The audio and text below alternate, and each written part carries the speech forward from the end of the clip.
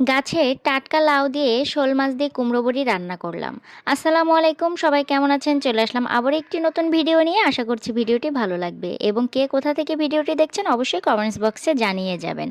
তো এটা ছিল অনেক দিন আগের ভিডিও। তো আমি সেদিন লাউ শাক দিয়ে শোল মাছ দিয়ে কুমড়ো বড়ি দিয়ে রান্না করেছিলাম। তো সেইটা ভিডিও ধারণ করে আপনাদের সাথে শেয়ার করছি, আশা করছি আপনাদের ভালো লাগবে। তো আমি যেভাবে রান্না করি সেটাই আপনাদের সাথে শেয়ার করি। আর যেহেতু রান্না নিয়েই কাজ করছি, তো রান্না বান্না ছাড়া আর অন্য কিছু দিই না। আর প্রতিদিন যেটাই রান্না করি সেটাই আপনাদের সাথে শেয়ার করি। ভালো লাগলে অবশ্যই লাইক কমেন্ট শেয়ার দিয়ে পাশে থাকবেন।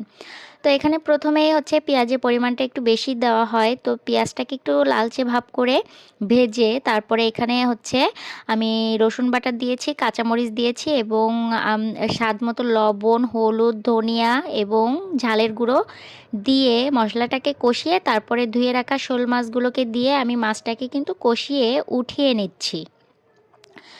তো আপনারা কিন্তু জানেন যে আমি সবসময় মাছটাকে কষিয়ে রান্না করতে পছন্দ করি। তো কষিয়ে রান্না করাটা আমাদের কাছে অনেক ভালো লেগে থাকে। তো অনেকে ভেজে খায়, তো চাইলে ভেজেও রান্না করতে পারবেন। তো আমি কখনোই ভেজে রান্না করি না, কারণ আমার কাছে কেন জানি একটুও ভালো লাগে না। তো এখানে এই যে মাছগুলোকে উঠিয়ে নিয়েছি, আর এখন এই যে আলু আর লাউ শাকের ডাটাগুলোকে আমি আলাদাভাবে সুন্দর করে কিছুক্ষণ কষিয়ে পানি দিয়ে তারপরে আমি তারপর ঝোলের জন্য পানি দিয়ে দিই। তো এখানে এই যে ঢাকনা দিয়ে ঢেকে দিলাম, আর অন্যদিকে এই যে মাছগুলোকে কিন্তু উঠিয়ে নিয়েছি বাটিতে খুব সুন্দরভাবে। তো মাছগুলো ভেঙে যায়নি। আর অন্যদিকে এই যে আমার ডাটাগুলো কিন্তু কষানো হয়ে আসছে প্রায়। তো এ পর্যায়ে আমি আরেকটু নাড়াচাড়া করে দিচ্ছি। তো নাড়াচাড়া করে দেওয়ার পর আমি ঝোলের জন্য পানি দিয়ে দিব।